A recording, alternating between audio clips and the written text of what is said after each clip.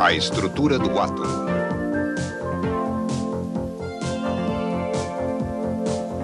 Espectros.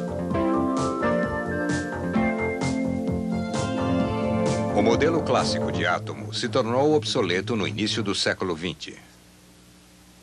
Então, Niels Bohr fez uma série de propostas revolucionárias que permitiram ao modelo atômico entrar na terra da física quântica.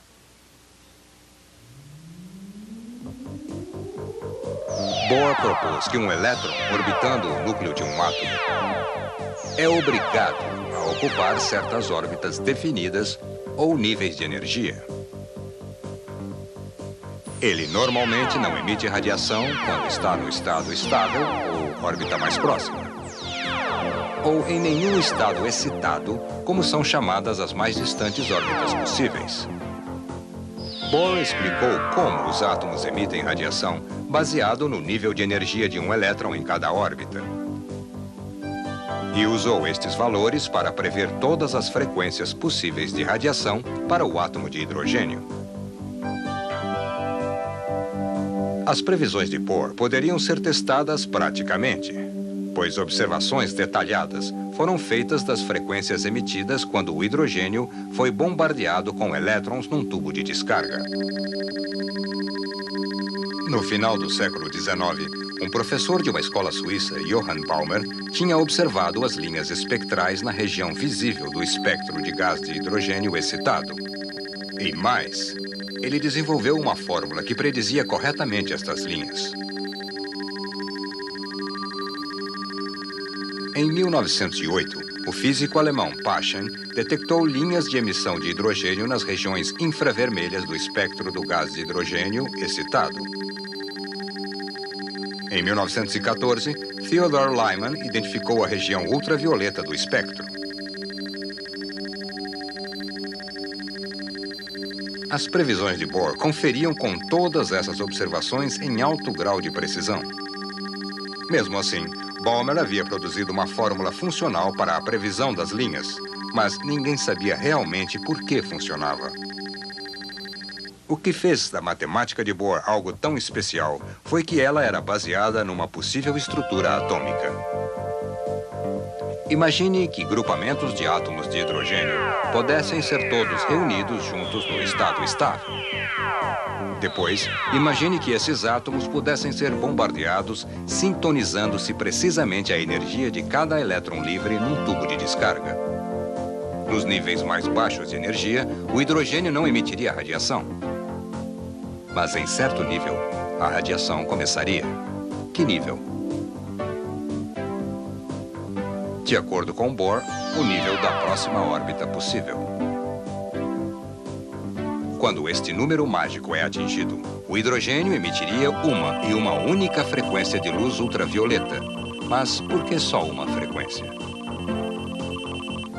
Elétrons livres teriam energia apenas o suficiente para saltar o elétron em órbita para o primeiro estado excitado, n igual a 2. Esta ação não provocaria nenhuma radiação a ser emitida, mas casualmente o elétron poderia pular de volta espontaneamente para o estado estável. E ao fazer isso, irradiaria toda a energia que assimilou. A diferença entre os níveis de energia das duas órbitas, exatamente 10,2 elétron-volts. Usando a constante de Planck, o comprimento de onda desse fóton pode ser calculado exatamente. Essa frequência está na região ultravioleta do espectro.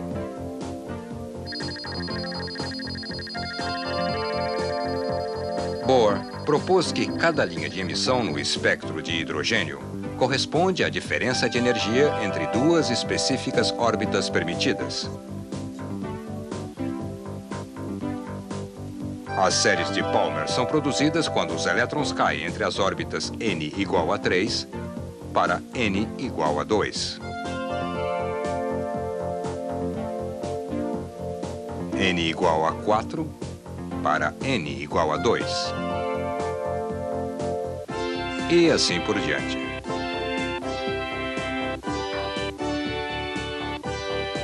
As radiações infravermelhas das séries de Paschen são produzidas por saltos para n igual a 3.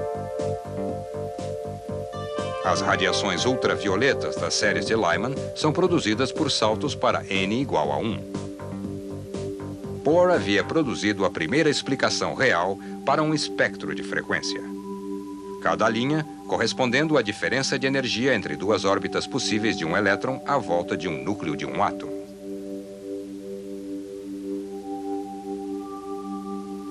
O modelo de Bohr desvendou um outro mistério da ciência que era de grande valor prático, mas que estava completamente inexplicado. No início do século XIX, o cientista inglês William Wollaston observou 7 linhas escuras no espectro solar. Uma década depois, Fraunhofer decompôs estas 7 linhas iniciais em muitas centenas. Em 1860, Kirchhoff descobriu que quando uma intensa fonte de luz passa através de um espectrômetro para produzir um espectro e uma chama de sódio é interposta, algumas das linhas escuras de Fraunhofer são produzidas. Kirchhoff reconheceu que certa substância capaz de emitir determinado espectro de linha tem um poder de absorção muito forte para a mesma linha. O modelo de Bohr sugeria a razão. Um elétron pode emitir uma frequência especial quando ele cai de uma órbita para outra. E pode também absorver um fóton exatamente da mesma frequência que lhe deu energia para saltar na direção oposta para um estado de excitação mais alto. Muito antes da explicação de Bohr, o trabalho de Kirchhoff havia fornecido a técnica da análise espectral, o que permitiu que os cientistas pudessem determinar a composição não apenas de certos compostos químicos, mas também de substâncias fora da Terra, incluindo o Sol e as estrelas. Vejamos como funciona. Uma intensa fonte de luz como o Sol irradia em todas as direções.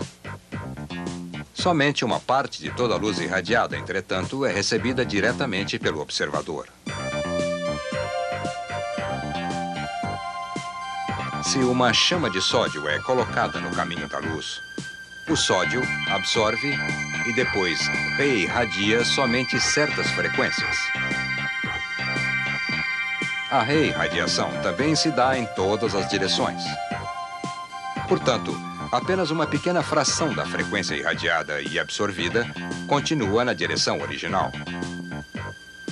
O resultado é um agudo decréscimo da intensidade da luz que atinge um observador desta porção do espectro e, por isso, fornece o aspecto das linhas escuras no espectro. Um banhista imaginário cuja pele fosse sensível somente ao comprimento de onda absorvido levaria muito tempo para pegar um bronzeado. Muitas das linhas escuras de Fraunhofer são produzidas quando os átomos na atmosfera solar absorvem e reirradiam certa frequência determinada. Bohr foi capaz de usar seu modelo do átomo para prever o resultado de muitas experiências científicas. Mas, mesmo assim, havia problemas. Por exemplo, sua teoria funcionava para o hidrogênio, mas não podia prever o comportamento de outros átomos. Todavia, Niels Bohr tinha feito um tremendo esforço no caminho para a compreensão da estrutura atômica. Bohr tinha capturado o quantum.